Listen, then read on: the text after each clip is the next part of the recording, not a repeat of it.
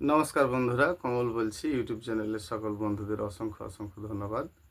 তো আজকে আপনাদেরকে কয়েকটি জবা গাছ সম্বন্ধেই কিন্তু বলবো।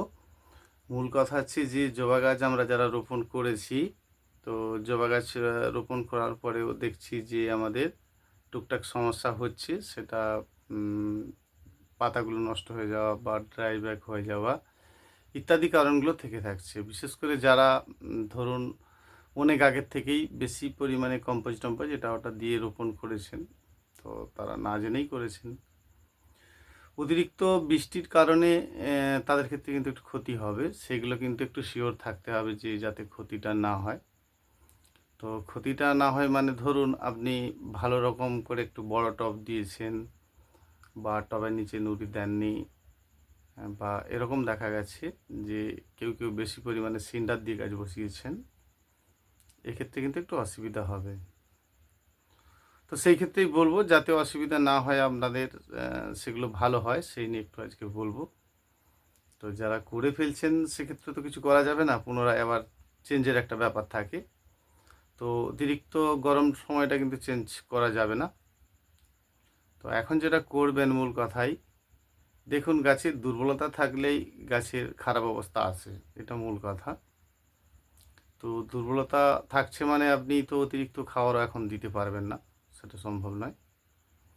অবশ্যই একটু লিকুইড খাবার দেবেন, কারণ লিকুইড খাবার তো দিতেই হবে। লিকুইড খাবার যদি আপনি না দেন সেক্ষেত্রে কিন্তু আবার গাছের একেবারে খারাপ অবস্থায় এসে যাবে। সেই জন্যই বারে বারে বলছি আর কি, যে গাছ রোপণ করতে গেলে একটু প্লেনভাবে করুন। কখনোই ভালো করে ওই মশলা, ধরুন খোল কুচো শিংকুচো এটা ওটা দিয়ে অনেকেই এরকম লাগিয়ে ফেলেছেন, এটা কিন্তু করবেন না। ক্ষতিটা ঠিক পরে পরে বোঝা যায় আর কি, ঠিক কতটা ক্ষতি হচ্ছে সেটা পরে পরে বোঝা যায়, সেটা আপনারা নিজেরাই উপলব্ধি করবেন। তো জবা গাছ রোপণ করতে গেলে সবসময় কিন্তু প্লেন করবেন। জবা গাছ কেন, আপনি যে কোনো ফুলের গাছ ফলের গাছ এটা ওটা করবেন, রোপণ করবেন। আরেকটা বলে রাখি যে আমরা বালি দিতে বলি, এটা কারণটা একটাই, যে ধরুন মাটিতে আপনি বালি দিলেন, কেন দিলেন? আমাদের পশ্চিমবঙ্গের মধ্যে দেখা গেছে যে বেশিরভাগ মাটিটাই কিন্তু এঁটেল মাটি। তো যারা পশ্চিমবঙ্গের বাইরে তাদের ক্ষেত্রে হয়তো একটু বালি কম লাগবে, কিন্তু বালি মাটিতে যে সব থেকে ভালো গাছ হয় এটা আপনাকে জানতে হবে। ধরুন ভালো আপেল হচ্ছে, ভালো আঙুর হচ্ছে, সেটা কিন্তু এঁটেল মাটিতে নয়, এটা আপনাকে আগে জানতে হবে। বিশেষ করে জবা গাছের ক্ষেত্রে একটু হালকা মাটি পছন্দ করে, কিন্তু মাটির মধ্যে আবার এয়ার প্রবেশ করবে এটা গাছ কিন্তু পছন্দ করে না, এটা আপনারা পরীক্ষা করে দেখতে পারেন।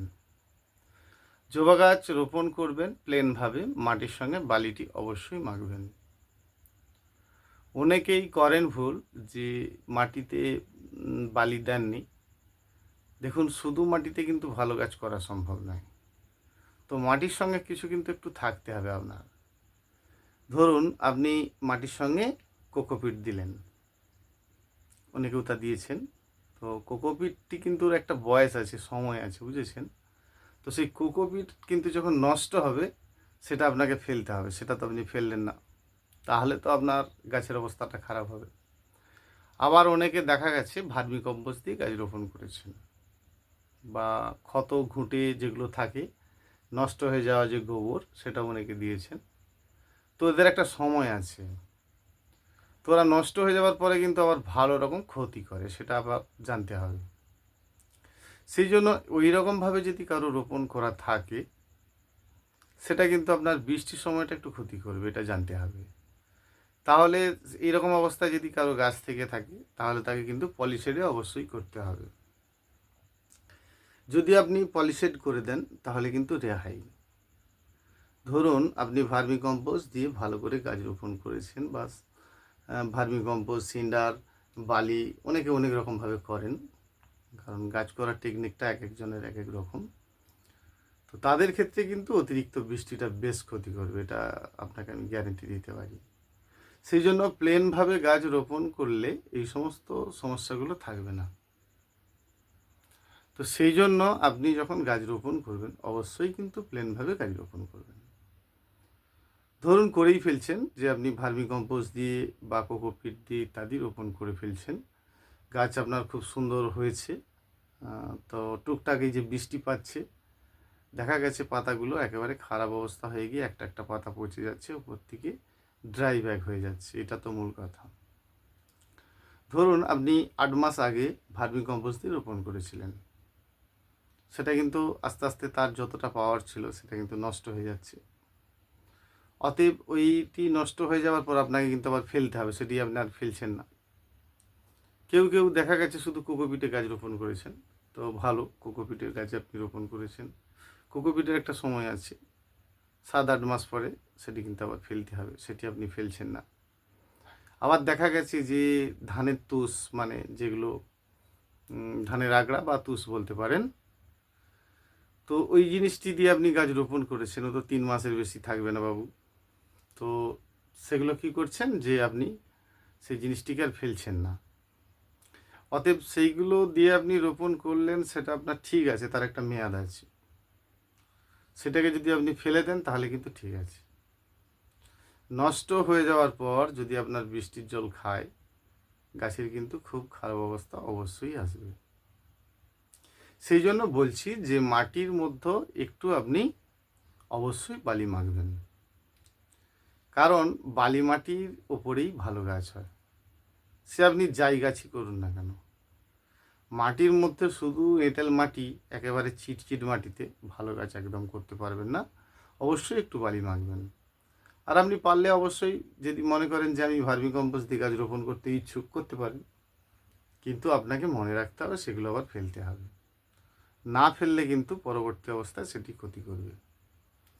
এটাই হয় সমস্যা। অনেকে ভার্মি কম্পোস্ট বেশ ভালো রকম দিয়ে গাছ রোপণ করেছেন, তো গাছও সুন্দর হয়েছে। এই গরমটা পড়ে যাওয়ার পরেই কিন্তু বর্ষা পর্যন্ত মহাবিপদ, এটা আপনাকে জানতে হবে। সেক্ষেত্রে কিন্তু বৃষ্টির জল একদমই খাওয়ানো যাবে না। বিশেষ করে ট্রপিক্যাল জবাতে বৃষ্টির জল একদমই খাওয়ানো যাবে না। বৃষ্টির জল যদি খাওয়াতে হয়, সাধারণভাবে গাছ রাখতে হয়, তাহলে কিন্তু আপনাকে প্লেন মাটির উপরেই গাছ করতে হবে। প্লেন মাটি মানে তার সঙ্গে বালি অবশ্যই 30% দিয়ে আপনাকে মাটি মেখে গাছটি রোপণ করতে হবে। তো অনেকেই যারা ভুল করেন যে মাটির সঙ্গে বালি মাখলেন, মাটিকে একেবারে ধুলোর মতো করে গুঁড়িয়ে তাকে একাকার করে ফেললেন, সেটা করা যাবে না। চাষাবাদের মাটি নিয়ে আসুন, বা উর্বরযুক্ত কোনো মাটি নিয়ে আসুন, বা মাটির মধ্যে আগাছা ঘাসের জন্ম হচ্ছে সেই মাটি কিন্তু নিয়ে আসুন। মূল কথা হচ্ছে মাটির মধ্যে উদ্ভিদের জন্ম হতে হবে, সেই মাটি আপনি নিলেন। সেই মাটির সঙ্গে আপনি অবশ্যই 30% বালি মাখবেন। সেক্ষেত্রে জানবেন আপনার বেশ কিছু, কেন প্রায় ধরুন 80% রোগ সরে গেছে। এটা আপনাকে আগে জানতে হবে, কারণ একটা সময় আসবে যদি আপনি এগুলো মেনে চলেন আর কি, ধরুন 1 বছরের জায়গায় আপনার 1.5 বছর হয়ে গেছে, আপনি সময়ই পাচ্ছেন না আপনার গাছ চেঞ্জ করতে। সেক্ষেত্রে কিন্তু ওই সমস্তভাবে যদি আপনি গাছ করেন তাহলে কিন্তু তার একটা সময় আছে। ধরুন আপনি অনেক কিছু করে গাছ করেছিলেন, তার একটা সময় আছে, সেটি আপনাকে ফেলতে হবে, মাটিটিকে আবার ফেলে দিয়ে নতুন করে রোপণ করতে হবে। সেটি করলেন না, তাহলে কিন্তু আপনার ভার্মি কম্পোস্ট বা কোকোপিট দিয়ে গাছটি রোপণ করা যাবে না। যদি আপনি বালি দিয়ে গাছ রোপণ করেন, মানে বালি আর মাটি একসঙ্গে মাখেন, তাহলে কিন্তু আপনি খুব সহজে সুন্দর গাছ অবশ্যই গড়ে তুলতে পারবেন। এটা গেল আপনার প্রথম পার্ট। আপনি গাছ রোপণ করতে যাচ্ছেন, গাছের টবের নিচে ভালো করে নুড়ি দিচ্ছেন, তারপরে আপনি বালি মাটি মাখলেন, ওইগুলোকে ভালো করে একটু মেখে নেওয়ার পর একটু জলের ছিটে দেবেন। দেওয়ার পরে অন্তত একদিন না হলেও 2-4 ঘন্টা আপনাকে রাখতে হবে, কারণ শুকনো মাটির মধ্যে যখন আপনি জলের ছিটেটা দিলেন, তো ওই জলের ছিটে দেওয়ার পর শুকনো মাটিগুলো আপনার ভিজে যেতে হবে। ভিজে যাওয়ার পরে 1-2 ঘন্টা পরে যখন আপনি মাটিটা ঘাঁটবেন, দেখবেন মাটিটা সত্যিই মাটি, একেবারে নিজের থেকে আপনি হাতে করে গুঁড়াতে পারছেন, হালকা হয়ে যাচ্ছে। সেই জন্য মাটিকে কিন্তু আপনি আগে তৈরি করুন। এবার ধরুন আপনার অনেক দিনের পড়ে থাকা মাটি, আপনি বুঝতে পারছেন না, তাহলে দেখুন আপনার ধরুন 4টে টবের একটা আন্দাজ বলছি আপনাকে, 4 থেকে 5টা টব আপনি রোপণ করছেন গাছ, তাহলে 5টা টবে আপনি চা চামচের 1 চামচ চুন দিতে পারেন, আবার নাও দিতে পারেন। আবার যদি মনে করেন যে আমি ওই 5টা টব রোপণ করব, তাহলে ফাঙ্গিসাইড ওষুধ, আমি যে কোনো ফাঙ্গিসাইড ওষুধ 4 চামচের 1 চামচ নয়, মোটামুটি অর্ধেক চামচ দিতে পারি। দিয়ে আমি জলে গুলে সেই জলটি কিন্তু শুকনো মাটির ওপরে দেওয়ার পরে আমি তাতে গাছ রোপণ করতে পারি, খুব ভালো হবে। প্রথমত গাছ রোপণ অনেকেই ভুল করেন, যে গাছ রোপণ করেন মানে গাছের গোড়ায় যে মাটিটা আছে তার থেকে অনেকে কিন্তু 1 ইঞ্চির ওপর চাপিয়ে দেন, মানে এক্সট্রা মাটি চাপিয়ে দেন। সেটা কিন্তু করা যাবে না। অর্থাৎ গাছের গোড়ায় যতটা মাটি আপনি যে গাছটি কিনে নিয়ে এসছেন সেই সহ কিন্তু সেই লেভেল পর্যন্ত আপনাকে গাছটি রোপণ করতে হবে। সব থেকে বড় ভুল অনেকেই করেন যে মাটির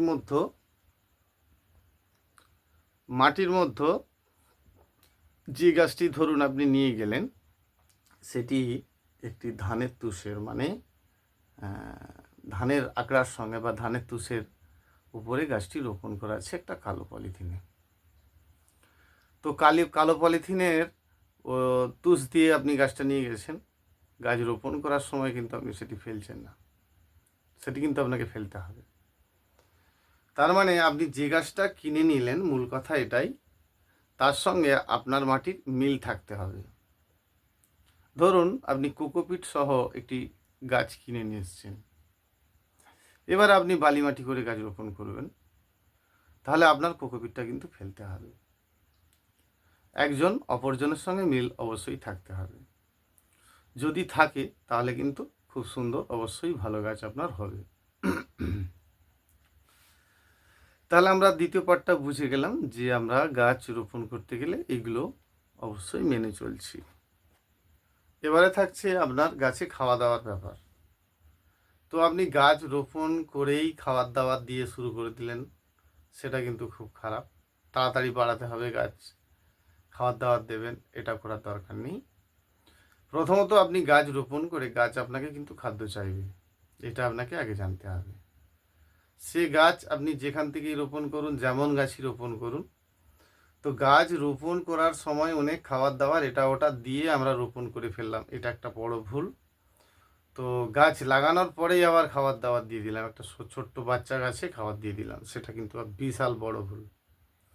সেই জন্য মাথায় রাখবেন যে গাছ রোপণ করার পরে গাছের পাতা টাতা বেরোবে, আপনি খাবার দেবেন। এইবারে হচ্ছে মূল কথা। আপনি খাবার দিলেন না, হঠাৎ 2-4 মাস 6 মাস দিলেন না, তার ক্ষতি কে দেবে? ধরুন আপনি ভালো করে সুন্দর ভার্মি কম্পোস্ট দিন ইত্যাদি যাই দিয়ে আপনি গাছ রোপণ করেছেন, সেই মাটির মধ্যে একটা খাবার দাবার ছিল, বেশ খুব সুন্দর দ্রুত গতিতে আপনার গাছ বেড়েছে, বেশ কিছু ফুল টুলও হয়েছে। সেই মাটির খাবারটা কিন্তু একটা সময় শেষ হবে, এটা আপনাকে মানতে হবে। সেই খাবারটা শেষ হয়ে যাওয়ার পর গাছের একটা সময় কিন্তু খারাপ অবস্থা আসবে, পাতা হলুদ হয়ে যাবে, গাছের দুর্বলতা আসবে, গাছের পাতার মধ্যে বাঁক আসবে। সে সময় আপনি আর খাবার দিলেন না, তারপরেই আপনি চিন্তা করছেন আমার গাছের অবস্থাটা কেন এমন খারাপ, চুপচাপ খাড় হয়ে গাছ বসে আছে। এটা আপনাকে জেনে নিতে হবে, খাবার আপনি যখন দেবেন পরিমাণে কম হলেও অবশ্যই খাবার দেবেন, পরিমাণে কম দেবেন। বিশেষ করে এই গ্রীষ্মকালটা লিকুইড খাবার দেবেন, পাতলা খাবার দেবেন, অবশ্যই পাতলা খাবার দেবেন, যেটা খুব পাওয়ারফুল খাদ্য না হয়। পুকুরের পাঁক নিন না, পাঁক পাবেন না, পাঁক যদি না পান তো তাহলে আপনি শুধু মাটিকে জলে ভিজিয়ে রাখুন, সেই মাটির সঙ্গে আপনার খাদ্যটি দিন। সেটি আপনি বাদাম খোল দিতে পারেন, নিম খোল দিতে পারেন, যা আপনার খাবার দেওয়ার ইচ্ছা আর কি গাছকে। তো আপনি সেই খাবারের জল বেশি দিন কিন্তু পচাবেন না, 3 থেকে 10 দিন এর মধ্যে আপনাকে শেষ করতে হবে। ওই খাবারটা দিচ্ছেন। আরও একে বড় ভুল করেন অনেকে, যে গাছের গোড়ায় আমরা খাবারটা যখনই দিচ্ছি তো মাটি ভেজা থাক আর শুকনোই থাক এটা বিচার করছি না, অবশ্যই মাটিটি শুকনো হওয়ার পর কিন্তু খাবারটা দেবেন। কারণ শুকনো মাটির মধ্যে যখন আপনি আপনার ভেজা খাবারটা দেবেন, আপনার শুকনো মাটি কিন্তু গাছের যে শুকনো মাটিটা সেই খাদ্যটা কিন্তু টেনে নেবে। তারপর আপনি জল দিন, কোথায় আপনার খারাপ হয়ে আমি গাছ দেখতে পাবো? সেটা কখনোই হবে না। অবশ্যই আপনি এভাবেই করবেন। খাবারকে অতিরিক্ত কিন্তু পচাবেন না। 3 দিন থেকে দেওয়া শুরু করুন। একটা পাত্রে ভিজিয়ে রাখলেন, ঠিক 10 দিনের মধ্যে কিন্তু খাবারটা শেষ করে দিন। এটা মূল ব্যাপার। এটা জানতে হবে, খাদ্যকে কিন্তু বেশি পচিয়ে নেওয়া যাবে না। পচিয়ে নিলে কিন্তু সেটা আবার অ্যাসিডে পরিণত হয়ে যাবে। সেই জন্য বেশি দিন পচাবেন না। তাহলে দেখবেন আপনার ওই ড্রাই ব্যাগটা কিছু থাকছে না। আরেকটা ভুল করেন, যে গাছ রোপণ করার পর ভুলেই গেছেন যে আপনার গাছে ফুল হচ্ছে। অনেক ফুল হচ্ছে, গাছ বড়ও হচ্ছে, ভালোই লাগছে। গাছের কিন্তু ডালপালা বেশি নেই। বেশ কয়েকটি 3 দিকে 3টে ডাল চলে গেছে। 10-15টা করে ফুল হচ্ছে, ভালো লাগছে। তো একটা সময় গাছের ডালও নেই, ফুলও নেই, গাছের অবস্থাটাও খারাপ। গাছ বাড়ছেও না, মরছেও না। ভারী মজার জিনিস। তো আপনাকে আগে থেকেই তার কিন্তু শাখাটা বের করে নিতে হবে। অবশ্যই গাছ প্রথমত অবস্থায় রোপণ করার পর আপনি কাটিং করছেন না, 1 ফুট মতো কাটিং করছেন না। তারপরে কিন্তু মাঝে মধ্যেই কুচিগুলো পিঞ্চ করবেন, খাওয়ার দাওয়ার দেবেন, দেখবেন আপনার গাছ ফ্রেশ থাকবে। বিশেষ করে এই গরমের সময়টা একটু ওষুধপত্র ইত্যাদি মেরে রাখতে হবে, কম কাজ হলেও মেরে রাখতে হবে, কারণ এই সময়টা পোকার উপদ্রব অনেক বেশি হয়। সেই সমস্ত খাবারপত্র আপনাদের জানা আছে বা ওষুধপত্রও জানা আছে। যদি না বুঝতে পারেন তাহলে আমাকে কল করবেন, আর বুঝতে পারলে কল করার দরকার নেই। সেই জন্য আপনার সমস্যা থাকলে আপনি অবশ্যই কল করবেন। গাছ রোপণ করেছেন, খাওয়ার দাওয়ার দেবেন না, সেটা কী করে হয়? আমরা সারাদিনে 3বার 4বার করে খেয়ে নিচ্ছি, গাছকে খেতে দিচ্ছি না, বিরাট ব্যাপার। অবশ্যই খেতে দিতে হবে, আবার যখন দিচ্ছি একেবারে কী বলবো, গুছিয়ে দিচ্ছি আর কি, সেটা খুব খারাপ। একটা লিমিট রাখুন, সপ্তাহে অন্তত 2টো দিন খাওয়ার দিন, হালকা হালকা করে খাওয়ার দিন, দেখবেন 1 নম্বর গাছ থাকবে। গাছের ক্ষমতা থাকতে হবে, গাছ একেবারে বাঘের বাচ্চার মতো স্ট্রং হতে হবে। দুর্বল গাছ নিয়ে কিন্তু কিছু করা যাবে না।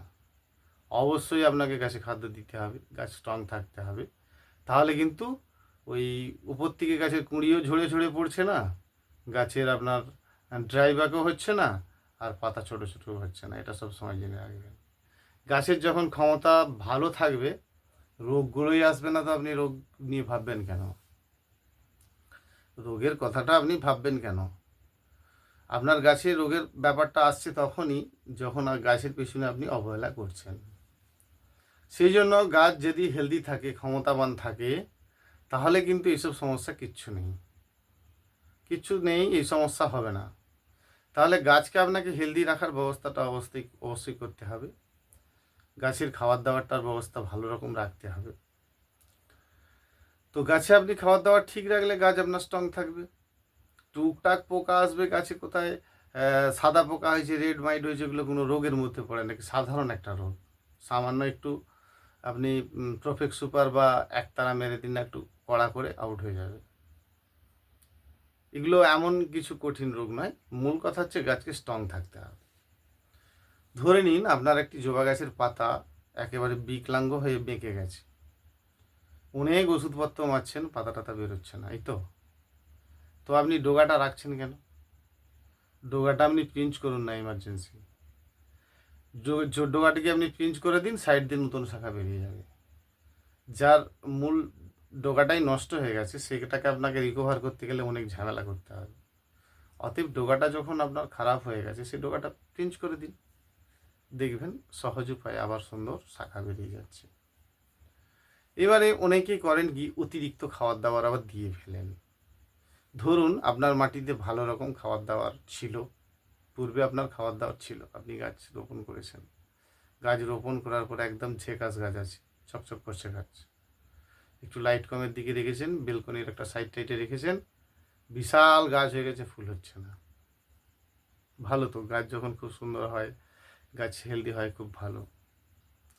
তো গাছ আপনার খুব সুন্দর হয়েছে, এবার আপনি একটা কাজ করুন, খাবার দাবার বন্ধ করুন, দেখবেন নিজের থেকেই কদিন পরে ফুল এসে গেছে। আবার আপনি যদি ব্যস্ত হন যে আমার গাছে ফুল হতেই হবে, গাছ অনেক দিন ধরে অনেক ভালো হয়েছে, আম গাছ হয়েছে, লেবু গাছ হয়েছে, পেয়ারা গাছ হয়েছে, জামরুল গাছ হয়েছে, জবা গাছ হয়েছে, কিন্তু কার ফুলও হচ্ছে না আর ফলও হচ্ছে না, তার মানে গাছ হেলদি হচ্ছে, অতিরিক্ত খাবার দাওয়া হয়ে যাচ্ছে আর কি। সেক্ষেত্রে আপনাকে খাবার দাওয়ার ব্যবস্থা করতে হবে, বন্ধ করার ব্যবস্থা করতে হবে। তার জন্য আপনি অল্প করে একটু সুপার ফসফেট পটাশ অবশ্যই ব্যবহার করবেন, সেই ক্ষেত্রে কিন্তু ব্যবহার করবেন। সব সময়ের জন্য আপনি ব্যবহার না করলেও ওই সময়টার জন্য অবশ্যই ব্যবহার করবেন। যদি কোনো মশলার সঙ্গে আপনি অল্প করে সুপার ফসফেট পটাশ দিয়ে রাখেন, তাহলে আপনার কম বেশি হওয়ার ব্যাপারটা কিন্তু থাকছে না। আপনি নিজের থেকেই বুঝে গেলেন যে আমার গাছ মোটামুটি ঠিকই আছে। আপনি খাবারও দিচ্ছেন, আবার বেশি যাতে না খায় তার জন্যও ব্যবস্থা রাখছেন। ধরুন আপনি প্রথমত দিলেন বনডাস্ট, নিমখোল, লেদার মিল, সরিষার খোল, এটা ওটা দিলেন। দেওয়ার সাথে আপনি একটু সুপার ফসফেট পটাশও দিলেন। দেখুন খাবার দেওয়ার পদ্ধতি যে যার যে যার মতো। আপনার যদি এই খাদ্য না পছন্দ হয়, তাহলে আপনার মতো আপনি সাধারণ খাবার দিন, আনাজের খোসা দিন, ভাতের মাড় দিন, আপনার যেরকম যেরকম পছন্দ আর কি আপনি সেরকম দিন। তো খাবার দাবার দেবেন মানে একটু কন্ট্রোলে দেবেন। খাবার দিচ্ছেন, আপনার গাছ সুন্দর বেড়ে যাচ্ছে, একদম হারা হারা সবুজ তরতাজা আছে, তারপরেও আপনি খাবার দিচ্ছেন কেন? এটা আগে আপনাকে জানতে হবে। আপনি খেতে দিয়েছেন, গাছ বৃদ্ধি হয়েছে, এবার একটু স্টপ হয়ে যান। খাবার দিচ্ছেন, গাছ বাড়ছে না, খাবার দিচ্ছেন কিন্তু গাছ বাড়ছে না, এটা আপনাকে জেনে নিতে হবে। জবা গাছে অতিরিক্ত পরিমাণে কিন্তু জল দেবেন না। তো আমরা অনেকেই ভুল করি আর কি, এই সকালে জল দিলাম, বিকেলে দিলাম, বারে বারে স্নান করান। গাছে স্নান করাবেন, গাছে তত গাছ ভালো থাকবে। সেই জন্য গাছে স্নান করান, জলের পরিমাণটা কম দিন। ঠিক আছে, তাহলে দেখবেন কোনো সমস্যাটাই আপনার নেই। আর প্রথম থেকে যেমনটা বললাম, আপনি যদি মাটি পাট করেন তাহলে কিন্তু আপনার দারুণ গাছ হবে।